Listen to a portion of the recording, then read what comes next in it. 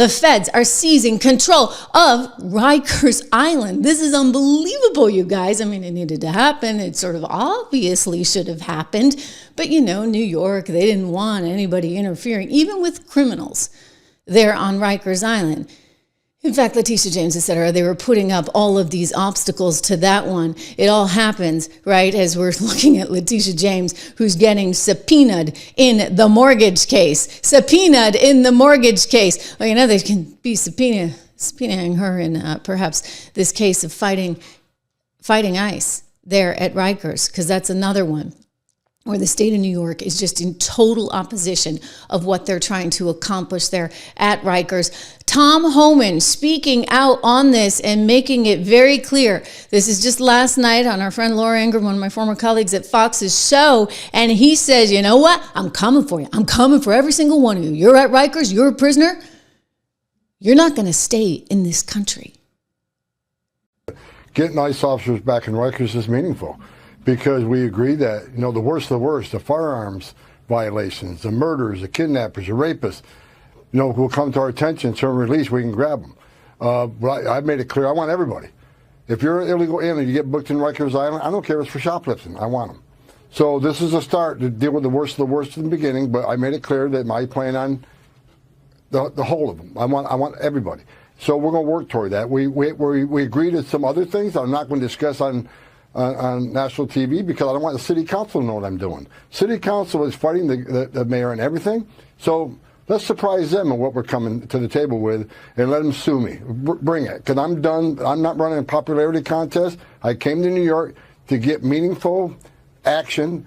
We got a lot of words. The last meeting I had, today I came, I want action, I want a plan, and we're leaving with a partial plan, but I'll come back every week if I have to until we finish this plan. But it's a good first step to get back on Rikers Island. That's a game changer.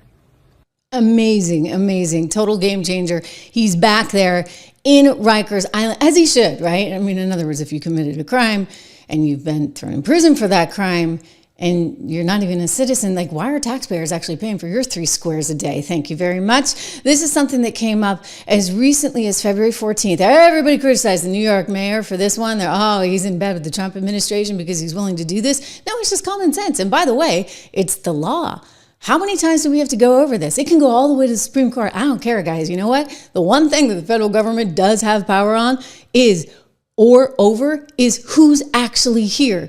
Listen to the New York mayor, Eric Adams, saying he's teaming up with Homan on this one.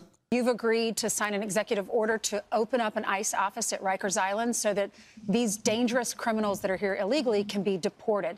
Tell the folks at home, because they'll hear this, they'll say, oh, they're going to come after me next. You said these are the worst of the worst. So who is at Rikers Island that will be deported? What have they done? And you bring in 2 points where the far left has hijacked this narrative. ICE is running in our schools, ICE is running in our churches, and they are creating this frenzy. They're not in the business of just grabbing children.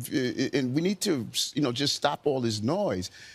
Rikers Island, particularly after all the reforms, Rikers Island is now having some of the most dangerous people in our city. And by having ICE on Rikers Island, part of our gang intelligence, using our intel with NYPD, correction officers, we could identify those gangs inside and outside on the street. There was no reason they were removed from Rikers Island. And as I sat down with Tom earlier, I said that we're going to look at all the legalese. I'm able to do an executive order to put them back on Rikers Island, what they should be with part of our criminal justice apparatus. I mean, yeah, right? Again, common sense. You're here illegally. You commit a heinous crime so bad that they put you in Rikers.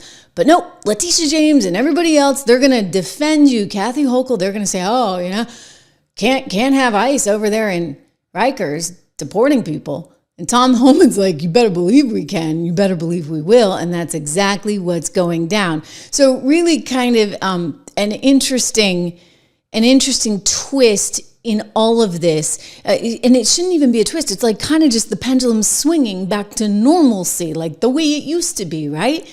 Until everybody got all cray-cray because of Donald Trump. Now you wonder, okay, if they can't deport them, what actually is going to happen? Is this going to be Alcatraz? I mean, is he taking a page out of El Salvador's book and he's going to retrofit Alcatraz? Is that where people go? Is that the next stop? Could be.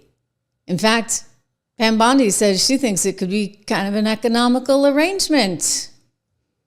The president suggested over the weekend maybe rebuild and reopen Alcatraz, put him there in the middle of the Pacific Ocean someplace. I'm all for that. All for that, and I think it will be a cost savings. We'll have specially trained guards. They'll be in isolation. They won't be able to run their businesses, and it sends a very strong message that if you do this, you are going to be out of our society forever. Wow. Out of our society forever, indeed. Alcatraz is kind of a scary thought, if you would, right? You know, Tom Homan is kind of, dare I say, a scary guy. Tom Homan is somebody who's a total badass, who's not willing to kind of suffer fools gladly. I want to show you an excerpt of a hearing from a couple of years ago, just so you fully comprehend what the Democrats are now dealing with, because he is awesome. Mr. Homan. You work for me. I'm a taxpayer. I'm a taxpayer. You work for me.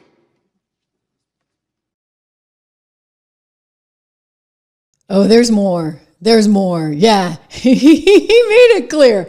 I'm a taxpayer and you work for me. But there's more to this. In fact, I remember when he went after, let's see if we can pull this for you guys. Remember when he went after AOC because she just couldn't quite get it, totally couldn't quite get it. Oh, I got it right here. It was actually in my shorts feed. I think we should take a look at this one because AOC got a little taste of her own medicine being put in her place. Unbelievable that they're actually thinking about this woman for the presidency. Homan told her how it goes. Zero tolerance was interpreted as the policy that separated children from their If I get arrested for DUI and I have a young child in the car, I'm going to be separated. When I was a police officer in New York and I arrested a father for domestic violence, I separated that father Mr. from his Homan, family. with all due respect, legal asylees are not charged with any crime.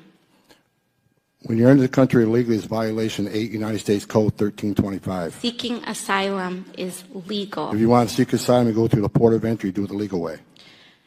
The Attorney General of the United States has made that clear. Okay.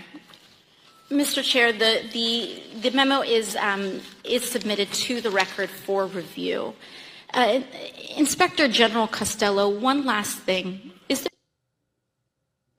It's almost like she just doesn't understand the way the world works, right? I mean, he's sort of playing it, out and saying, look, if I'm a U.S. citizen and these things happen, here's the result. So why would it be any different? This is a woman who's losing it, right? Losing it because, Tom Homan might be coming for members of Congress because they actually tried to body slam some DHS agents and she's losing it over that. It's like she just needs to understand this is the way the world works, lady. If anyone's breaking the law in this situation, it's not members of Congress, it's the Department of Homeland Security. It's people like Tom Homan and Secretary Kristi Noem. You lay a finger on them, we are going to have a problem. Wow. You might have a problem.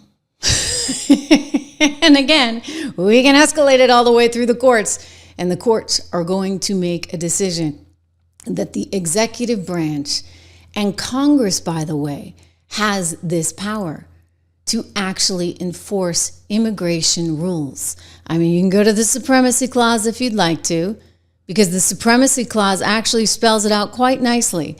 That states, while they may have their own ideas on whether someone can be here legally or not, in fact, the Supremacy Clause actually is the final deciding power. And the Supremacy Clause ensures Article 6, Clause 2, that federal immigration laws override conflicting state laws when states try to enforce immigration independently. As in Arizona's SB 1070 law, the Supreme Court has struck down those efforts as unconstitutional. Arizona versus United States 2012. So there you go. I mean, you get all these lawyers in Congress, and yet none of them really actually understand the law.